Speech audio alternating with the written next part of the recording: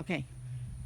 So today on How I Spent the Apocalypse, we're going to talk about the art of illusion. Now, first illusion of the day, that I actually wear a clean shirt to make these, because I went and changed out of my stained up nasty ass shirt and put on a blue one, which if you look closely you can see it's still all stained up. It's just not as noticeable because it's dark blue.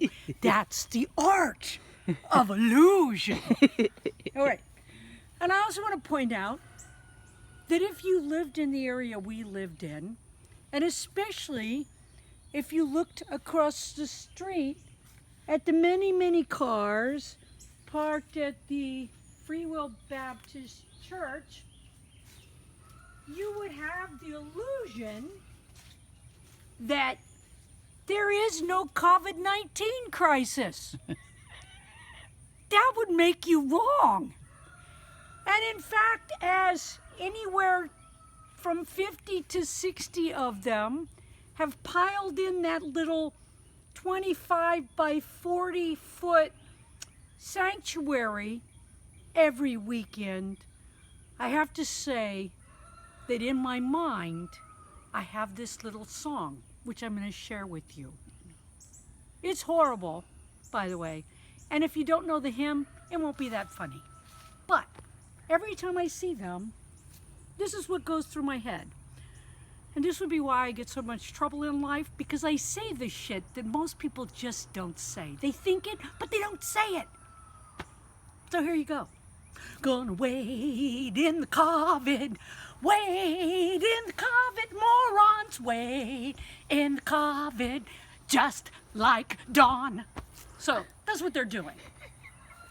So I'm trying to have my life, and I'm trying to get things going, and I'm trying to keep things going and stay up and not do this.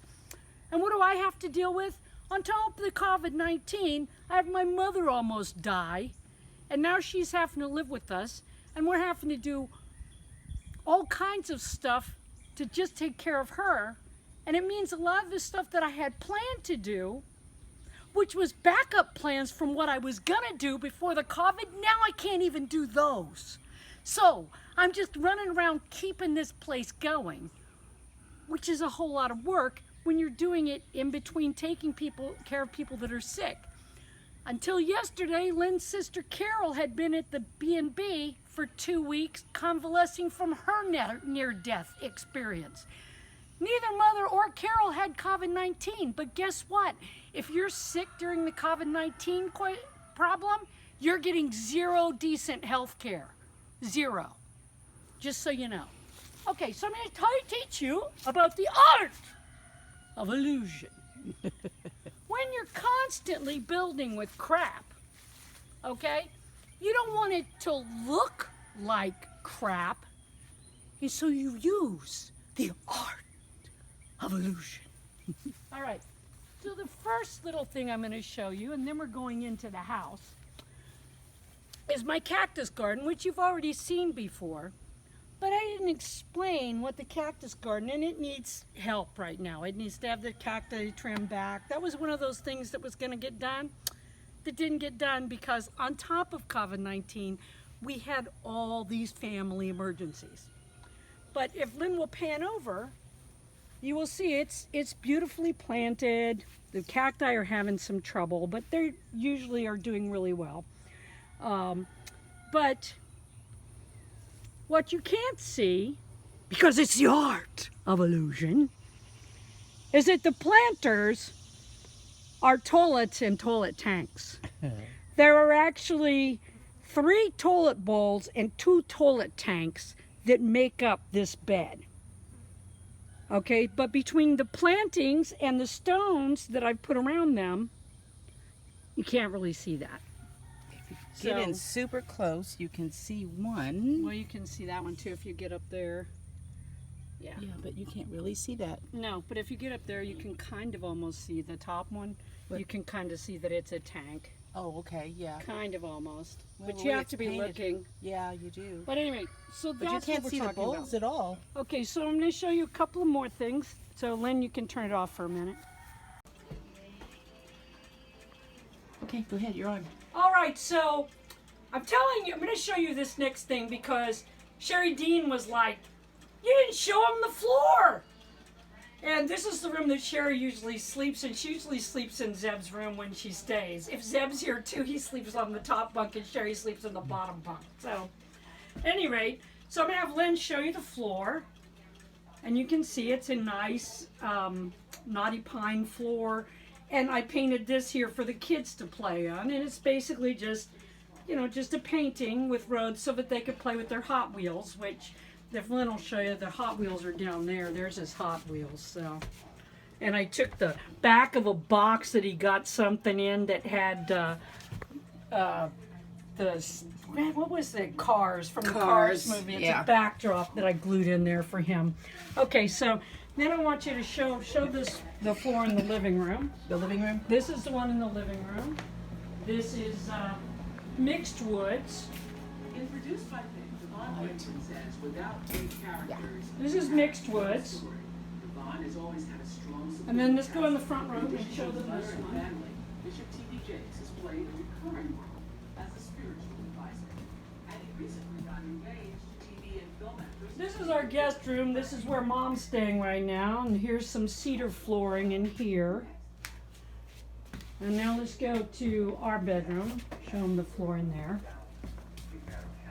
Fantastic that you do that. Yeah. What did every time? Well, one of the things he helped us understand was like what ultimately is the foundation of our relationship. You know, there are specific things you heard. This is our bedroom. It has black walnut flooring. And then this is the bathroom. It has cherry flooring. And then I'll take you to the kitchen where we have a nice ceramic tile floor. Different colors. I'll turn the light on so they can see. There you go. All right. So, what does that have to do with the art of illusion?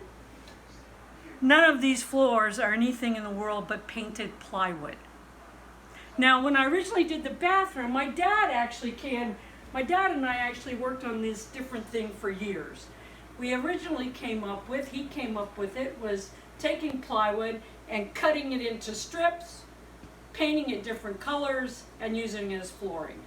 And that's the way the bathroom was done. Then he and I were talking, and it's like, you don't have to cut it apart. If we took the plywood and we just scored it, then it would look like it was separate boards. It wouldn't be separate boards. So we set our circular saw very short, and we did them. That's the way the living room floor is done. And then, when I was working on my sister Tad's floor at her house, I realized you don't have to cut it at all. All you have to do is draw the lines on with an indelible marker. So in Zeb's room and in our room and in the office and in the front room that was cedar, those lines are all drawn on with a Sharpie. They're much easier to clean that way. The kitchen floors, which we made to look like ceramic tiles, which only do so in pictures really, are painted. We painted them with a white porch and deck enamel, and then we used the stencil, and Lynn actually did all this stenciling. And then we coated it with polyurethane. Now, how long will that last? These floors are 25 years old in this kitchen. So that's how long they will last. And longer, they're fine. And longer, because they're fine. I occasionally have to patch a spot, and I just go in and repaint it and then hit it with poly again. Okay, so why would we do that way? It's super cheap, and it actually adds structure and strength to your house. Okay, so that's why we do it this way. The living room floors I made out of shop grade plywood, so it was super cheap. You Okay. also put sealant underneath it. I put sealant. I put it's funny because I used Visqueen underneath the living room floor, but I used feed sacks underneath the floor in the front room, in the guest room, Zeb's room, and our room. Those plastic feed sacks, yeah. The plastic feed sacks I've talked about using for things, I cut them open, I put them down, I stapled them, and I made vapor barriers with that. So, How did you get that grain look, the wood grain look? okay, so to get the wood grain look, what I do is I usually use a sponge brush, And what I'll do is I'll mix up 3 or 4 water stains. And I got this idea from my dad because he was really good with color and stuff. So you just take latex paint. Okay, you take, like, you want cedar, you get a magenta latex paint and you put just the tab of it in the water until it gets to the color you want it. You want black walnut, you take black paint and then you put it in there. And then what you want to do is you're going to paint some of the boards, you're going to paint with the whole stain. Some of them you're going to just paint the white part of your wood grain, and some of them then you're just going to paint the black part. It's easiest to show in our room. Okay, so when you do that, come over here to show. Actually, this is the best place to show. Okay, so when you do this, you wind up making it look like it's separate boards. Okay, here's the seam for one of the pieces of plywood, but all of this for 4 foot is one piece of plywood. So you make it look like different pieces of plywood by painting them differently. This one's not even painted at all. This one was painted on the dark spots. This one's painted on the light spots. That one's painted completely. When you get done, the art of illusion. So, there are good illusions and bad illusions. Pretending like there's no COVID-19 thing is why we have an apocalypse. Okay? But taking plywood and making a floor that everybody comes in your house and goes, oh my God, I wish I had floors like that. Such a good illusion. You can do it. It's not hard. And it doesn't even have to be, you can look at things and say, how can I make that do what I need it to do, but then make it look like something else? And you can do that. And you're going to see that over and over again when I'm doing things, because I'm constantly working with garbage. And why am I constantly working with garbage? Because all of the plans I make never get to happen because life gets in the way. I had one set of things that I was going to do this spring. They all cost money. So when COVID-19 happened, I had to scrap those and come up with plans to do different things that wouldn't cost me any money, because we don't know what's going to happen with this pandemic. And you can't afford to spend all the money you have. You have to kind of hoard it a little bit and not do stupid shit. And then, so I made all those plans, and then Mother got sick and Carol got sick, and I had to scrap all of those and just keep things going, okay? They'll get done.